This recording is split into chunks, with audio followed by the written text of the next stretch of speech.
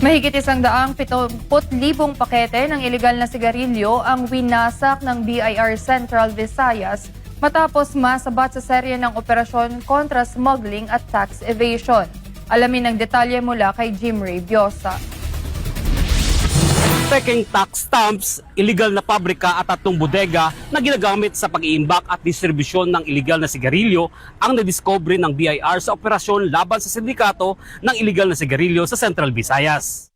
Ayon kay BIR 13 Regional Director Douglas Rufino, resulta ang mga ito ng serye ng intelligence-driven operations mula Oktubre 2024 hanggang Hunyo 2025. Illicit cigarettes that have been confiscated by Revenue Region Central Visayas for a period of 2 years from different locations here within Cebu City. We are so honored that the Secretary himself and Undersecretary are here to witness our destruction. We shall destroy these items for good, so that this warehouse shall be vacated.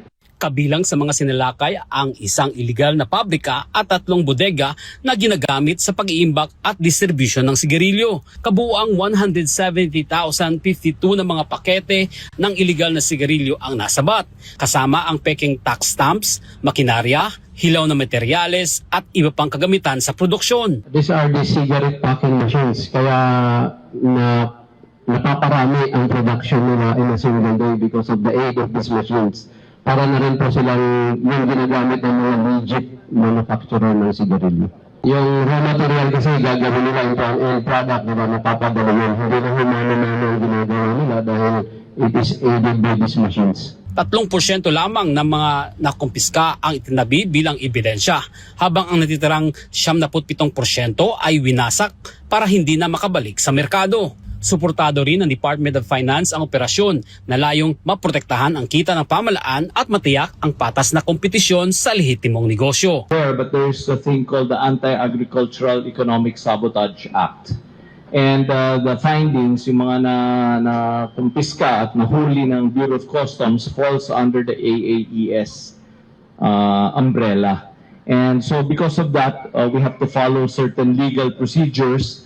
And so we decided that it was better to...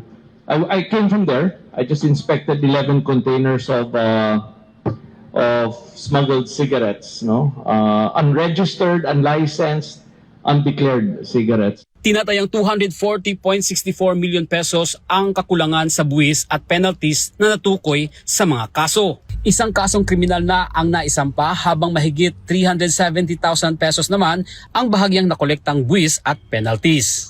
Ayon sa BIR, magpapatuloy ang operasyon laban sa iligal na kalakalan ng tabako upang maprotektahan ang kita ng pamahalaan, lehitimong negosyo at publiko. Mula dito sa Cebu, para sa Diyos at sa Pilipinas nating mahal, Jim Ray Biosa, SMNI News.